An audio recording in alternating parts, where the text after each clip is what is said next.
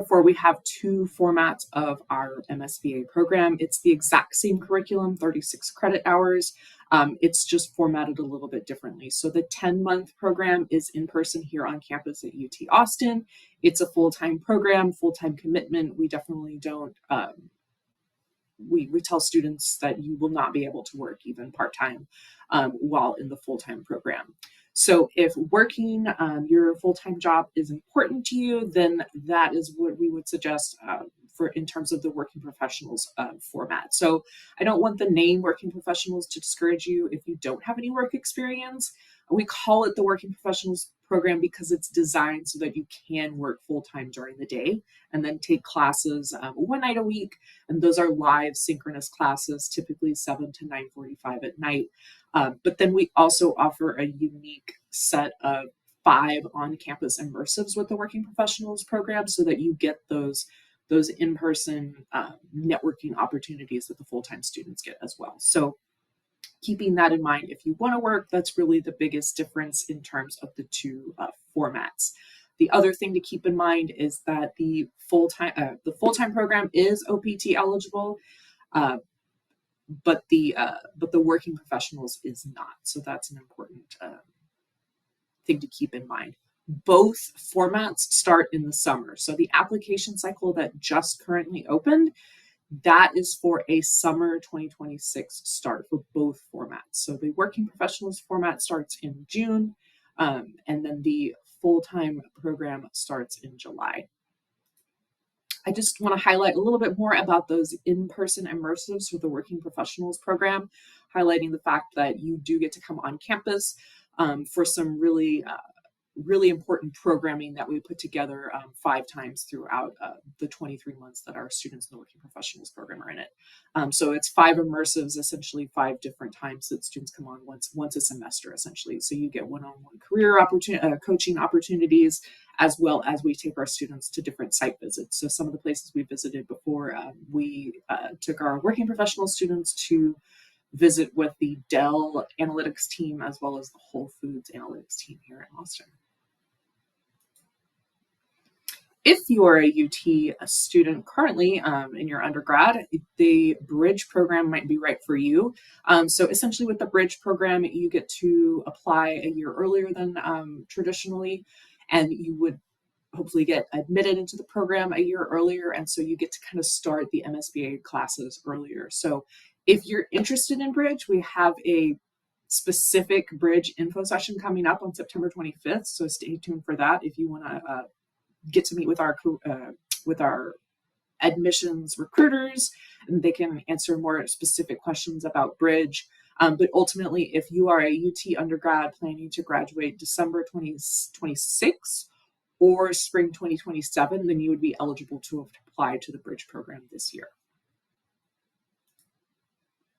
In terms of our current classes, so our classes for the 2026, the students that will be graduating this coming summer. So our full-time students, 128, working professionals, we have 32 students. And then I have the majors broken down there kind of at the bottom, but our cohorts are very dynamic in terms of work experience, undergrad degree, where they're coming from. But so we don't limit our intake to just students coming from like a computer science background. So I don't want anybody to ever think that you wouldn't be able to be successful in this program if you don't have a very technical background, because that's not the case. Typically, we see students coming into the program who are coming with the technical experience and want the business side of things, or vice versa. They're coming with the business skills, the business acumen, and want the technical experience. So our MSBA program here at McCombs is designed to get students into those, to graduate and be ready for those entry-level data scientists and data analyst roles. So don't be discouraged if you are coming from a less technical background, because that shouldn't discourage you from applying, because it really comes down to what do you want to get out of the program. Our faculty are just as dynamic as our cohort, coming from different schools. We have faculty from marketing, from engineering, computer science, as well as the finance department. In terms of curriculum, so I mentioned before that both versions of the program start in the summer. So you have here your summer term is your first two core classes in the full-time program, and then you have the fall and spring semester with the capstone project highlighted there in the spring semester. So if you're looking across the curriculum, there, the names of the classes, everything is very technical. You're learning very technical skills, but everything is very practical in terms of you're also learning the business application of these technical skills. So it's a very practical program. It's not just the theoretical of the data science behind the business analytics. So technical skills as well as business skills are built into every class, with that capstone project being uh, a mini consulting project in the spring term. And so what that looks like is students are paired up with a company in small groups, and you work on a consulting project, a real business problem that company has, solving it using all the skills that you've come to the end of the program with. So capstone project is there highlighted in the spring semester. And then you also have a number of different electives to choose from. So we like to say we have three kind of sets of electives to choose from. You have the general curriculum electives, which are essentially most students pick general curriculum, meaning they can just pick and choose from whatever electives are available at the time. And then we have supply chain and marketing set of electives where students can kind of specialize if they're more interested in just supply chain marketing electives. And then we have the financial analytics set of electives, which is kind of the most specialized of the set of electives because they need to be taken in lockstep order. Here is the working professionals curriculum. As you can see, it's the same classes, it's the same core. Oftentimes it's taught by the same professors. There's overlap in the working professionals and the full-time faculty. But you can see here that it's spread out over the 23 months versus the 10 months for the full-time program. One of the highlights of our program, what really makes us unique, is our connection to our advisory council. So our advisory council is made up of industry leaders who are oftentimes the leaders of their analytics teams at their respective companies.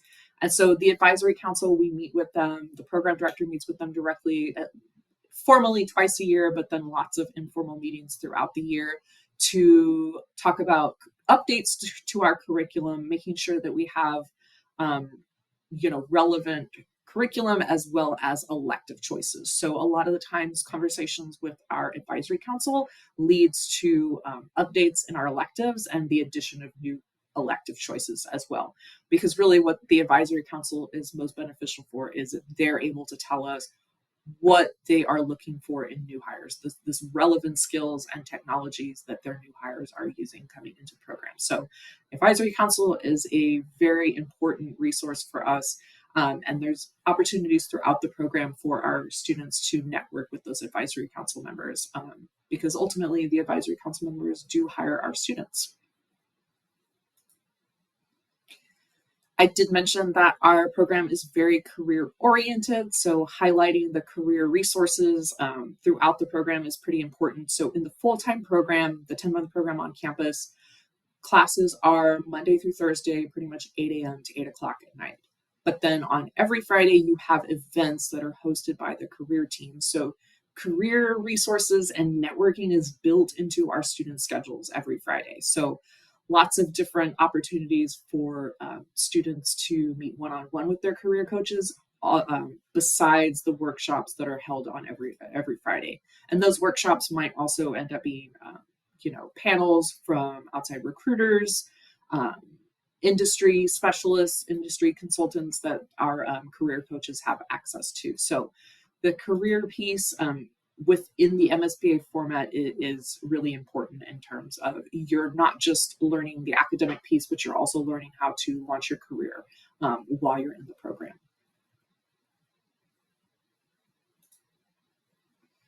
And just a couple highlights here in terms of the job titles that our students typically, the job roles that they typically land coming out of the program. So like I mentioned before, the program is specifically training students to land those data scientist, data analyst roles. But then we also have students obviously going into consulting and financial analyst roles, as well as business intelligence roles.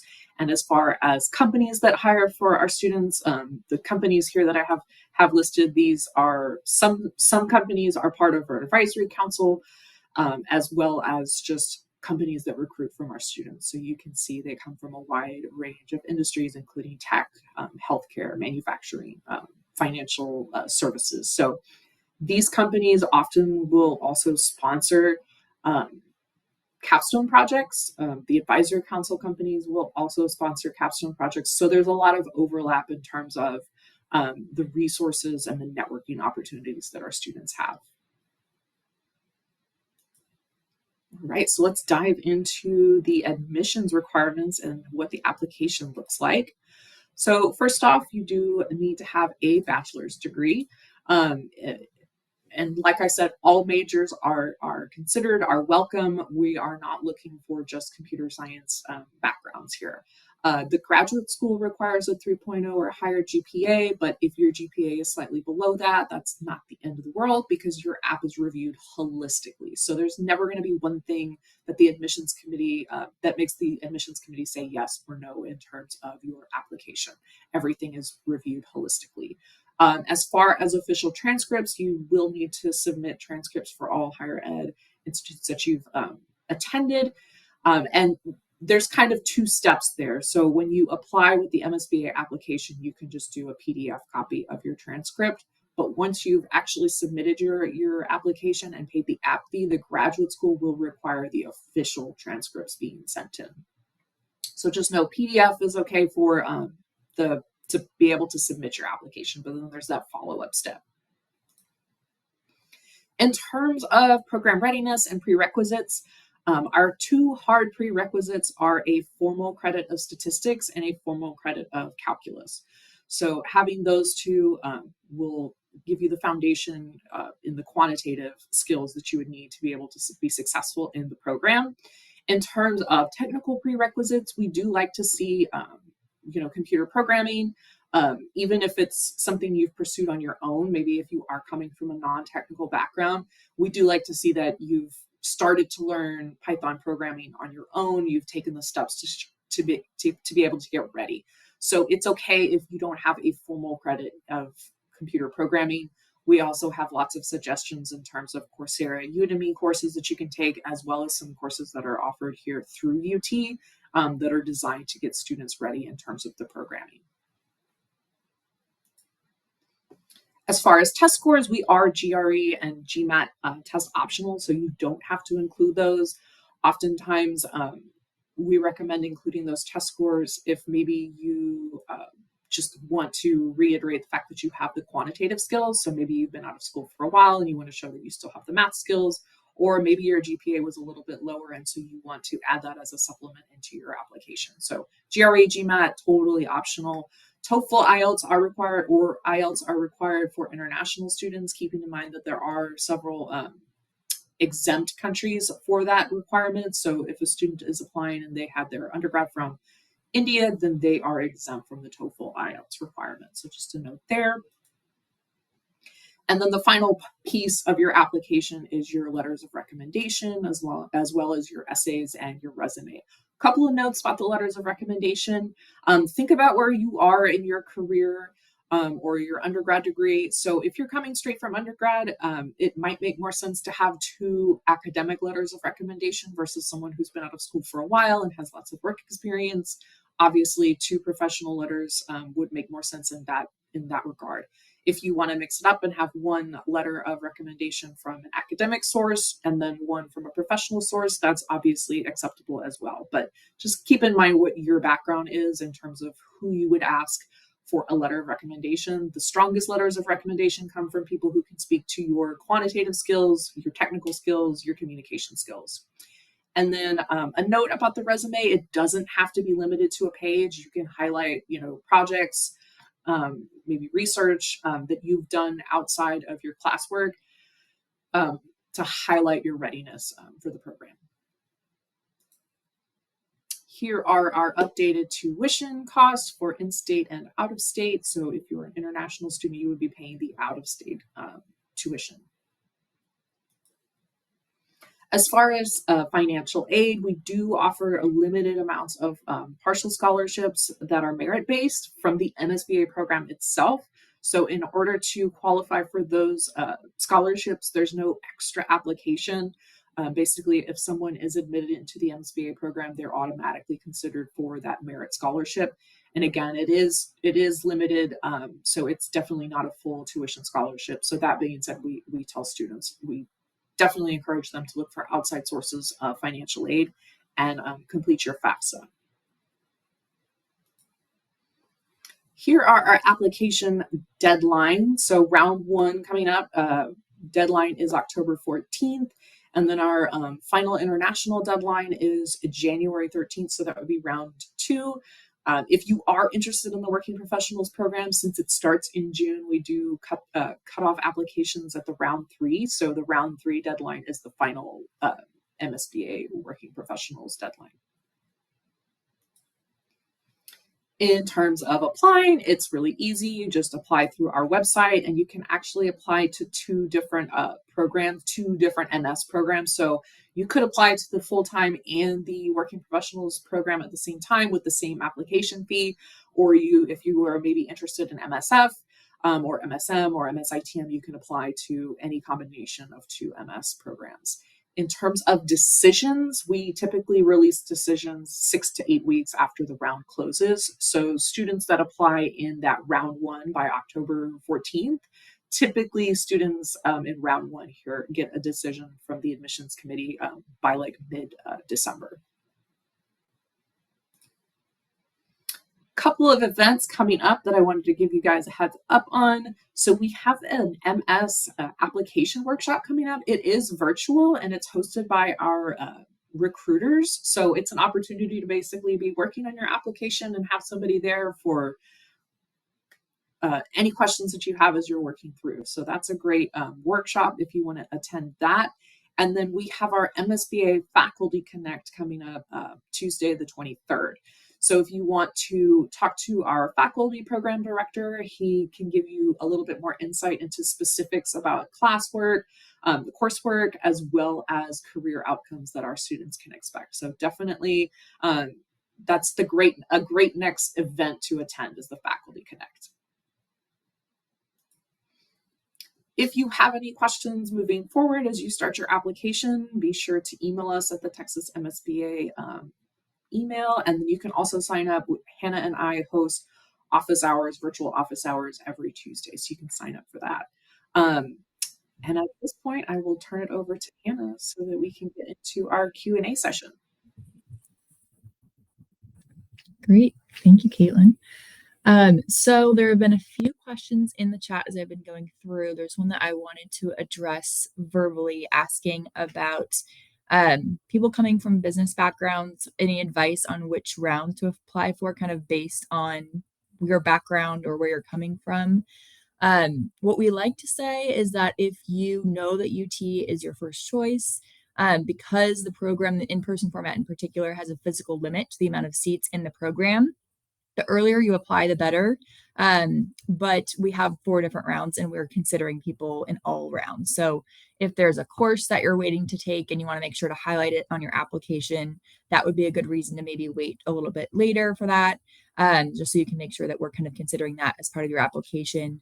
And on that note, if you are taking any sort of relevant courses in progress, please feel free to highlight that too. It's always helpful for us to have as much information as we can about your background. So kind of based on what you're looking to do and what you're looking to show the admissions committee in your application. But generally speaking, the earlier the better in terms of the amount of seats that are available. Unfortunately, since this is a webinar, there's not an opportunity to unmute. But if you do have any specific questions, you can put them in the chat, or you can email us later on if you'd like to kind of think through your question.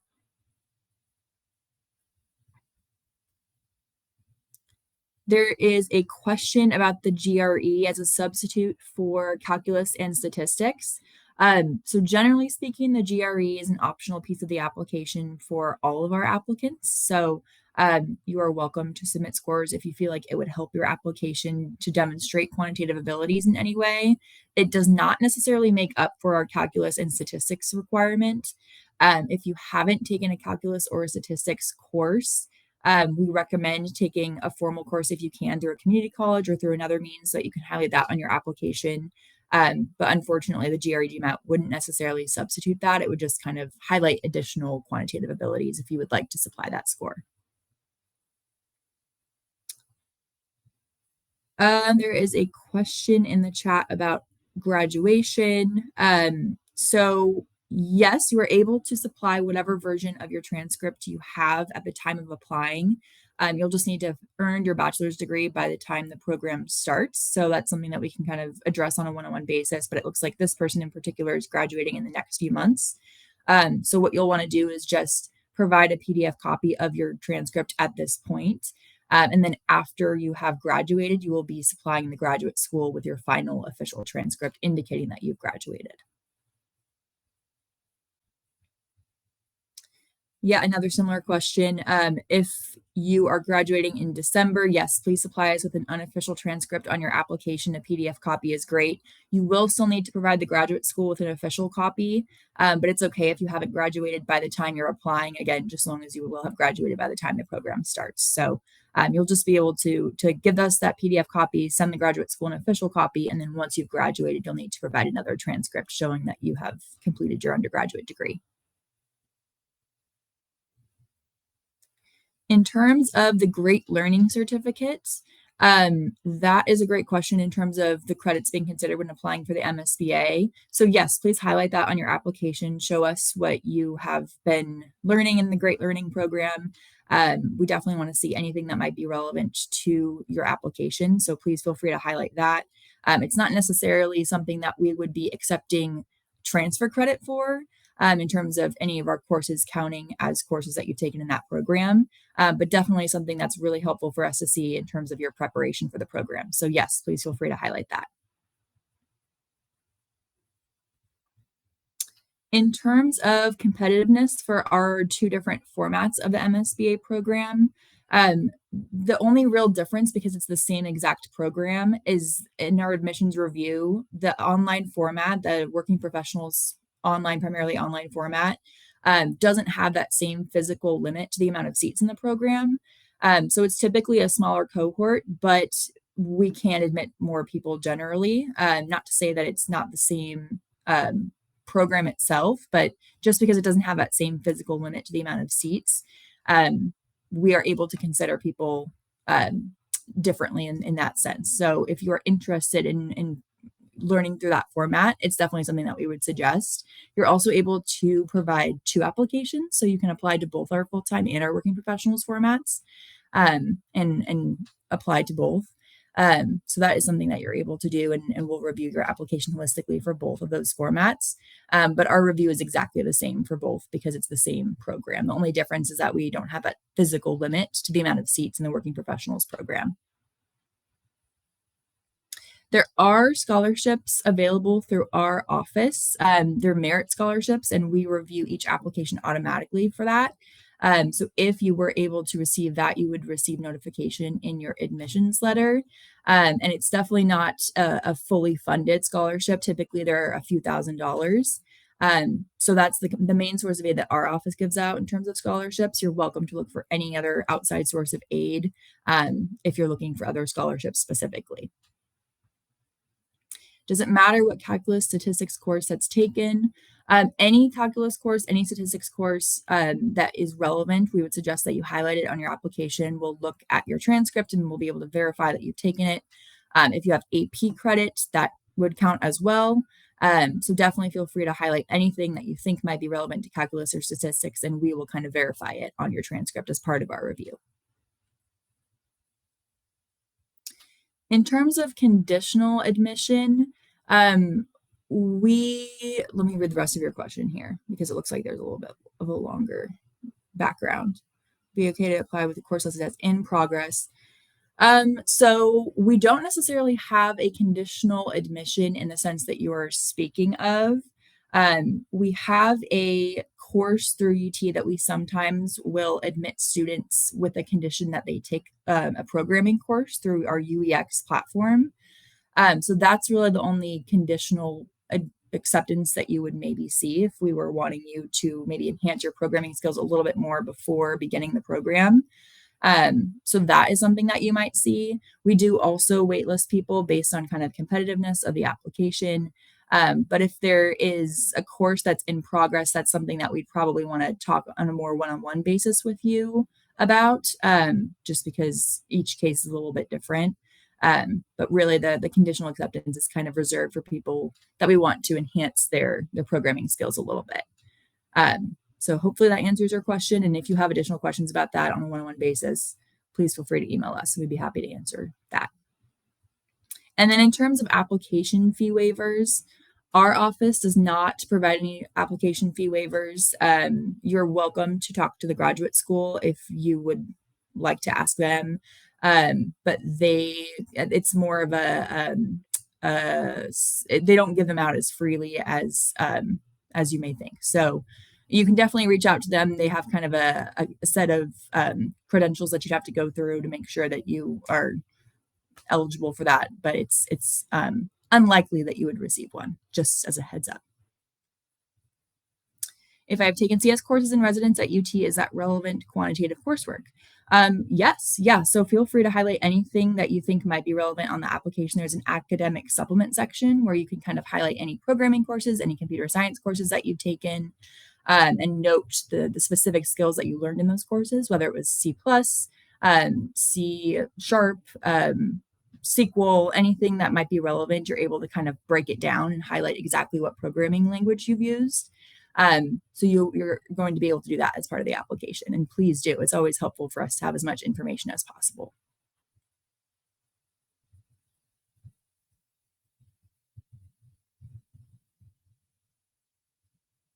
Okay. It looks like I've answered all the questions in the chat. Okay, one just came in. Someone is asking about the competitiveness of UT undergraduate students versus other students. If that's something that you should highlight as part of your application, we'll definitely see it because we're looking at your transcript, we're looking at your resume as part of our application review process. So we'll see that you're coming from UT, but it won't necessarily impact your review at all. Like I said, we're reviewing all applications holistically. So we're definitely taking into account the courses that you've taken, your work experience, your recommendations, but we're not necessarily giving preference to people who came to UT. There's definitely specific courses because we're familiar with the UT curriculum that we can recommend to you because we know which courses kind of translate to things that we like to see typically. So we can definitely recommend specific UT courses for you, but going to UT wouldn't necessarily give you any sort of advantage in the application process. Other than if you're interested in our bridge program, it would give you kind of a head start. But that's something that's a little more specific to UT students who are a little bit earlier in their undergraduate career. Can I apply during the first round if I have calculus course in the winter and then submit that transcript later on? If you haven't taken a calculus course yet, I would recommend waiting to apply until you can at least demonstrate that a calculus course is in progress. So my personal recommendation for you would be to apply in a later round, just because it would make you a lot more competitive as an applicant to be able to demonstrate that you have already taken a calculus course or you are in progress. But if you choose to apply in an earlier round, definitely highlight that you are planning at least to take a calculus course.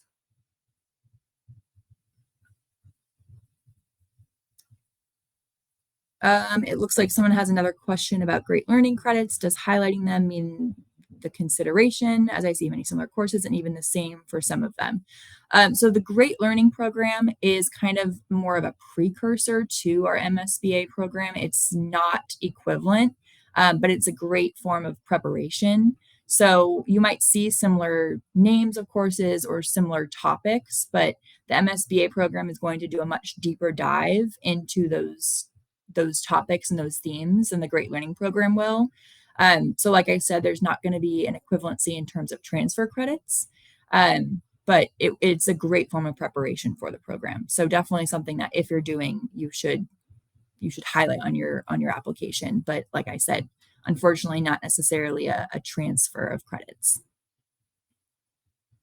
In terms of someone with a lower GPA, if you are looking to kind of strengthen your application in any way, the first thing I would recommend is taking space in the optional essay to address anything that you feel like might be relevant to your application.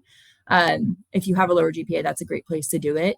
You can also make sure that you're highlighting your career goals throughout your application. It's something that we really value is making sure that we're a good fit for you too. So we want to make sure we can help you get where you want to go. So highlight your career goals anywhere you can. Highlight any relevant projects, any skills that you've learned since undergrad or during undergrad. That'll be helpful for us to see as well. So just making sure that you're communicating all of that in a thoughtful application. Another recommendation that I would have is to possibly consider taking the GRE GMAT if you'd like to demonstrate quantitative abilities. I don't know what grades what grades you got in which courses, but if you have lower grades in quantitative courses, it's often helpful for us to be able to see your quantitative abilities in another way. So if that's already demonstrated through work experience, that might not be necessary, but if you're coming straight from undergrad, it's always helpful for us to be able to see that you're a strong quantitative performer. So taking the GRE GMAT and supplying that might be a good option. If you didn't study calculus in your bachelor's degree, since calculus is a hard prerequisite for us, it's definitely something that we are looking for as part of our review. We suggest the strongest candidates typically have a formal course. So I would definitely recommend looking for something either through a community college or through another formal avenue. You're welcome to highlight anything on your application that might be relevant if you've taken a Coursera course or a Udemy course. But typically the strongest candidates do have a formal course. So that's what I would recommend for you.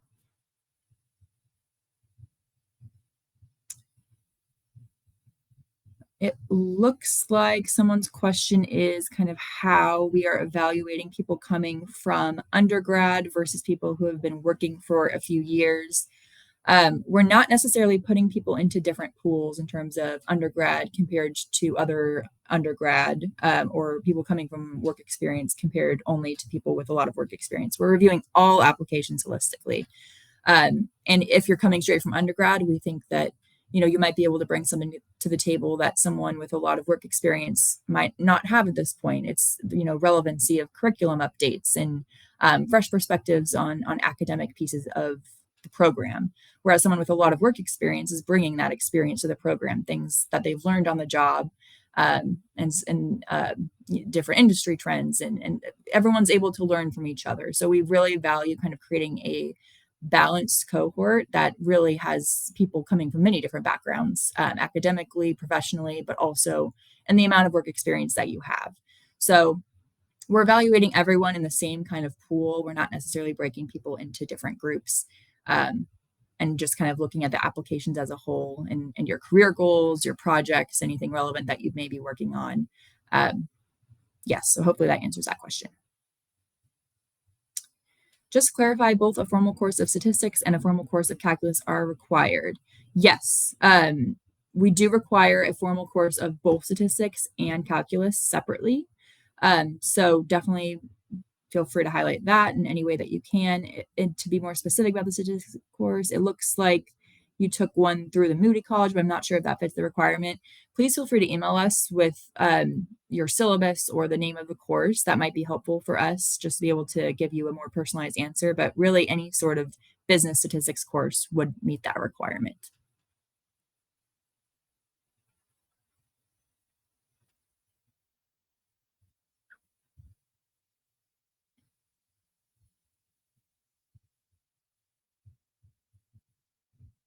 Any other questions?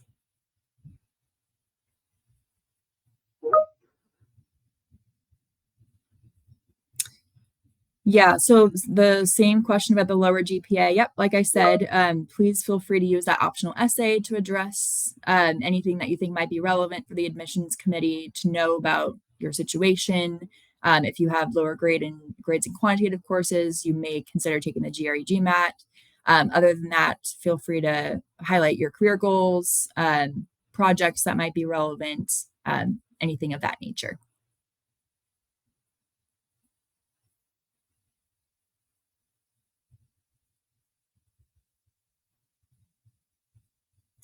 In terms of what we look for in a letter of recommendation, the strongest letters of recommendation are typically coming from someone who can speak to your technical abilities, your quantitative abilities, your communication skills. So that could be someone that you've worked with, it could be an employer, a colleague, it could be a professor if you're still in contact with your professors. But really, we're looking for someone who can speak to the abilities that you'll need to be successful in the program.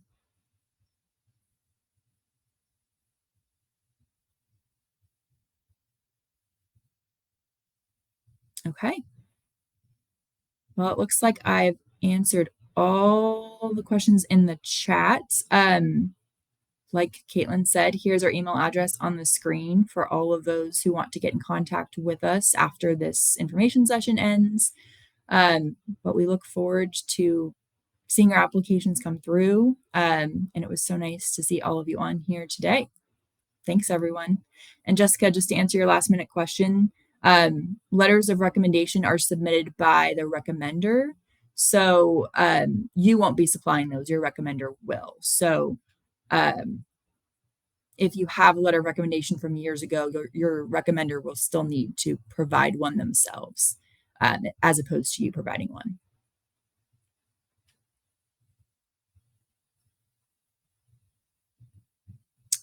Okay. And then in terms of the level of mathematics and coding that's required for the MSBA program, it's a highly technical program. So we definitely look for a formal course of calculus, a formal course of statistics, and then any sort of programming exposure that you have. Please feel free to highlight that. But it is a very technical program, so it's definitely something that you should know coming in. We're looking for someone that already has programming experience or knowledge, or can obtain it before beginning the program through our UEX courses. So definitely something that you should be aware of, that you won't necessarily be learning programming in the program. It's something that you are expected to kind of come in with a knowledge of.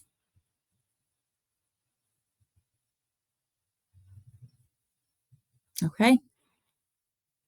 Thanks, everyone. Have a great rest of your days.